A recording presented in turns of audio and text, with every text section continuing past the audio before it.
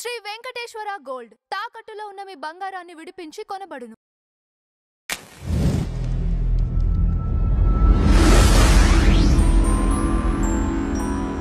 అంటే ఆ అమ్మాయి సైడ్ అసలు కొంతవరకు అయినా న్యాయం లేదనుకుంటున్నారా మీరు? పాయింట్స్ అసలు లేవనుకుంటున్నారా గౌతమి సైడ్ నుంచి? అమ్మా మీకు సింపుల్ లాజిక్. అంటే నేను తెలివికలతాన్ని నేను సంపాదించుకుంటాను, నా బిడ్డకి ఏదో మీ వారసత్వంగా నా బిడ్డకి పెట్టుకోండి అనే చాలా ఛానల్స్లో కూడా మాట్లాడటం విన్నాను. ఆవిడే చెప్పింది మొన్న పుట్టినరోజుకి ఏదో లాస్ట్ టైం బర్త్డేకో దేనికో గోల్డ్ బిస్కెట్ పెట్టారండి 40 లక్షలు పెట్టి. 40 లక్షల ఒక మనిషికి వన్ టైం సెటిల్మెంట్ అది. 40 లక్షలు పెట్టి మరి ఏం తక్కువ చేస్తున్నారు? నీ ఇంటి రెంట్ కడుతున్నారు. సరే ఆవిడకి అన్యాయం ఎక్కడ జరిగింది? భర్త వేరే అమ్మాయిలతో తిరుగుతున్నాడు. ఆయన చెప్తున్న సమాధానం ఏంటి? మరి నా కంచంలో వేరే వాడు ఎందుకు భోజనం చేస్తున్నాడు? అది తప్పే కదా. నువ్వు అలా అనుకుంటే ఇది తప్పే, అది తప్పైతే ఇది తప్పు. దానికి మూర్తి గారి విశ్లేషణ. ఆయన వచ్చి ఆవిడ వెనకాల వాళ్ళు వీళ్ళు ఉన్నారనుకుంటున్నారా? అది నేనే, అవును ఉన్నాను. ఒక అమ్మాయికి గృహహింస జరిగి ఆ అమ్మాయి ఇంత అన్యాయం జరిగిందని చెప్పి వచ్చి చెప్తే గృహహింస జరిగిందని నువ్వు చూసావా? ఏమన్నా సాక్ష్యాలు చూపించింది? చూపించు. అన్ని కాల్స్ అని ప్లే చేస్తున్నావు కదా. ఏం కాల్స్ ప్లే చేస్తున్నావు నువ్వు? వాళ్ళ నాన్న ఆ అబ్బాయి మాట్లాడుకున్న కాల్. అది ఆ అమ్మాయికి గృహహింస ఎలా అవుతుంది? వాళ్ళిద్దరు పర్సనల్గా మాట్లాడుకునే కాల్ వల్ల ఈవిడ ఎట్లా హర్ట్ అవుతుంది? మైక్రోఫోన్లు పెట్టి వినడము, కెమెరాలు పెట్టి చూడడము, ఇలా చేసి హర్ట్ అవుతుంది. దానికి ఎవడు బాధ్యుడు? ఆయన డైరెక్ట్గా ఈవిని తిట్టాడా? లేదు కదా. అదొకటి. అది కూడా ఆయన ఈవిడి గురించి మాట్లాడిన కాల్ కాదు.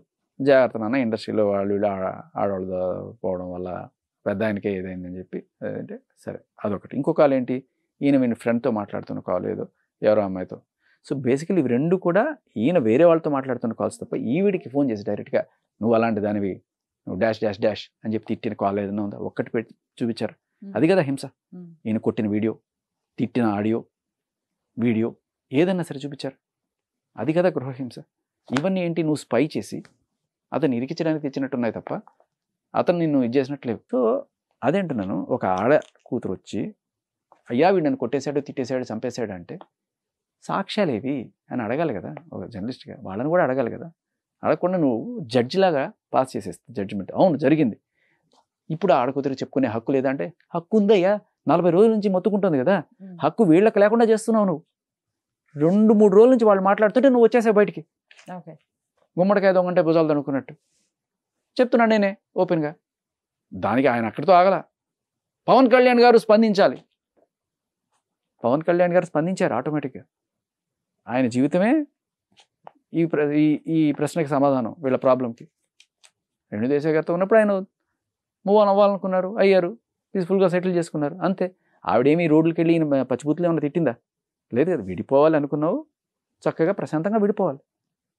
ఈయన నిజంగానే ఇస్తానన్నాడు, కాకపోతే కొడుకు పేరు మీద పెడతా అన్నాడు. అది ఈవిడు కూడా అదే చెప్పింది, నాకేం అక్కర్లేదు ఉంది కదా. మరి కొడుకు సెటిల్ అయిపోయింది, ఇంకేంటి పంచాయతీ? డైవర్స్ కావాలి తీసేసుకో.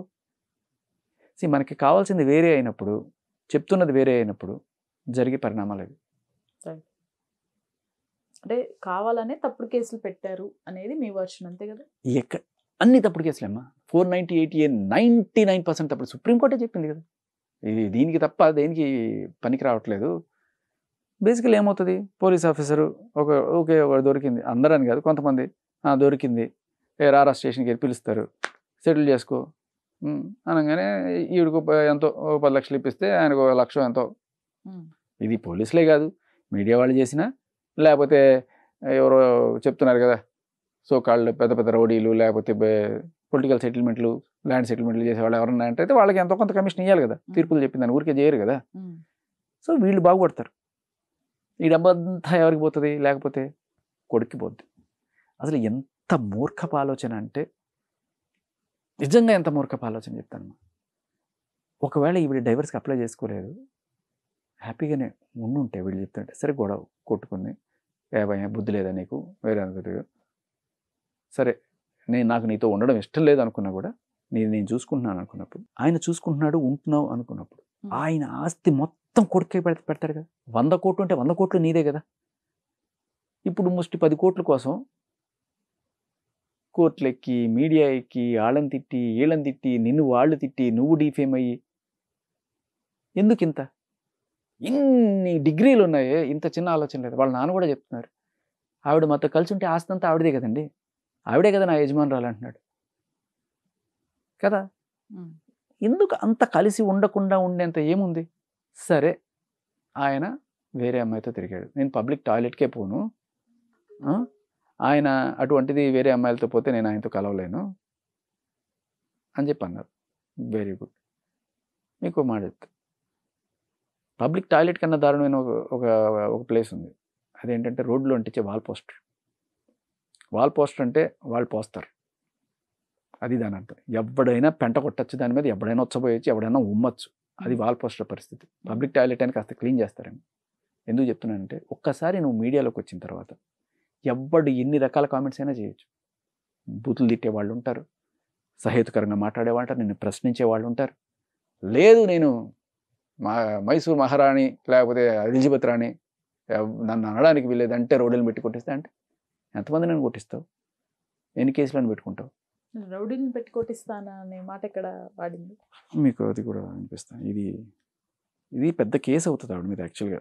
నిజంగా ఎవరన్నా ఏ మీడియా మిత్రుడికి ఇప్పుడు ఈవిడికి సంబంధించి ప్రశ్నలు ఇచ్చిన వాళ్ళకి ఎవరికైనా సరే, బయట ఎవరైనా ఇంటర్వ్యూలు ఇచ్చినా వాళ్ళకి ఏదైనా దెబ్బ తగిలినా ఏం చేసినా కూడా దానికి నేనే కారణం అని ఈవిడ ఇస్తున్న స్టేట్మెంట్ ఇది.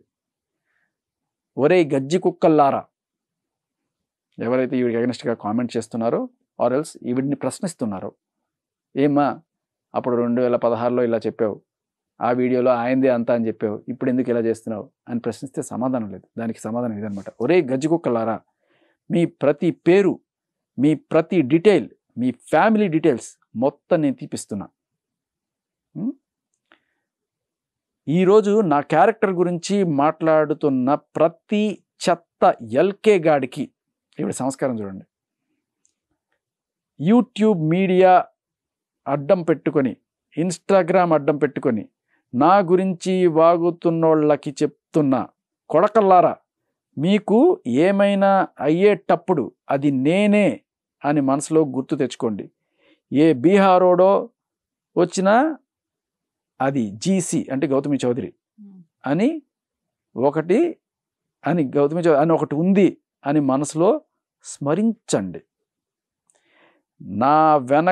నా వెంట్రుక టచ్ చేయండి. మీరు ఈరోజు మీది అనుకుంటున్నారా కదా కొడకలారా, నా కాళ్ళు పట్టుకొని మీరు ఏడుస్తారు. It's promise.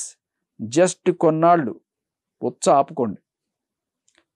బయటికి ఇంత సంస్కారవంతమైన సబ్బులా కనిపిస్తున్న ఈవిడ ఇన్ని బూతులు మాట్లాడగలుగుతోంది, ఇంత రౌడీజం చేయగలుగుతోంది అంటే ఈవిడ భర్త ఈవిడిని కొట్టేశాడు, తిట్టేశాడు అని చెప్పి అమ్మో నేను చాలా అమాయకురాలంటే నమ్మగలమా? లిటరల్లీ రౌడీజం అండి ఇది, రౌడీజం. అది నాకు 10 కోట్లు ఇస్తావా, లేకపోతే నేను చేసే రౌడీజం నువ్వు తట్టుకోలేవు.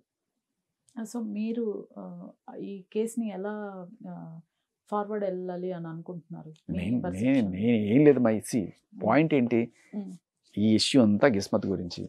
గిస్మత్ నాకు ఇచ్చేయండి, బిడ్డకి ఇస్తానన్నాడు, కుదరదు నాకే ఇవ్వాలంది. కుదరదు, బిడ్డను చూపించవు కాబట్టి నేను గిస్మత్ తీసేసుకున్నాను. అబ్జెక్షన్ పెట్టాడు, కోర్టులో ఉంది. సో నిజంగా ఈవిడిదైతే కోర్టు ఈవిడికి ఇస్తుంది, లేదు ఆయనదైతే ఆయనకి ఇస్తుంది. సో ఇద్దరు ఇరుపక్కల సాక్ష్యాలు పెట్టుకుంటారు, న్యాయం అనేది జడ్జి చేస్తారు. ఈ లోపల ఆపుకోకుండా ఆవిడ చెప్పినట్టు మీడియాకు వచ్చి ఇంత హడావిడి చేస్తే ఏమొస్తుంది? వాల్ పోస్టర్ని అంటిస్తే ఏమవుతుంది? ప్రతి ఒక్కడు ఉమ్మచ్చు, లేకపోతే దానికి దండ కూడా వేయచ్చు, ఏమైనా చేయొచ్చు.